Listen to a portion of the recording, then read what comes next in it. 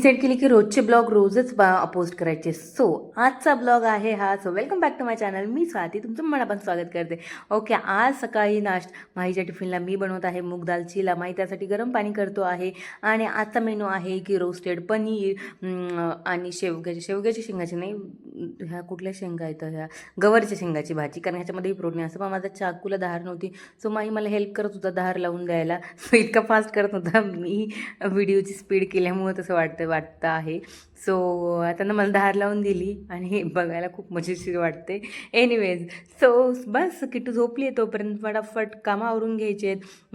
माहीला चिला द्यायचा आहे, भरपूर काय काय बनवायचं आहे. मी ट्राय करते की मी कमी ऑइल यूज करेल, पण पहिल्या डोसाला जे असतं ना त्याला ऑइल लागतं. बाकी तुम्ही सेकंड किंवा थर्डपासून नाही टाकलं तरी चालतं, इतके ते सोपे असतात मूग दाल चिला.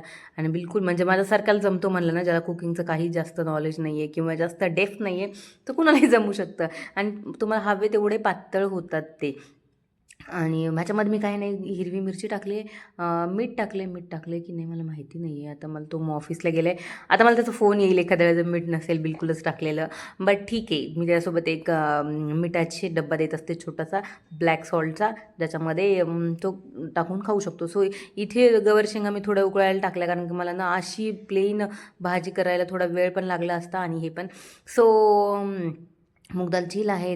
तोपर्यंत टिफिन बनला. माहीची ऑफिसची गाडी हायवेला येते, त्यामुळे तो घरून ओला बाईकवर जातो. आणि मग तोपर्यंत किट्टू झोपली. माही गेल्यानंतर मी थोडा मोबाईल पाहत होते. मग उठल्या मॅडम आणि मग बस तिच्यासोबत थोडा धिंगाणा केला. आणि मग तिला अंघोळ घालायचं होतं, सगळं काही करायचं होतं. तिची आवराआवर होती, पण तिच्या अगोदर तिच्या खाण्याची व्यवस्था करायची असते मला. सगळ्यात पहिला तर की तुटल्यावर तिला काहीतरी गरम गरम खायला.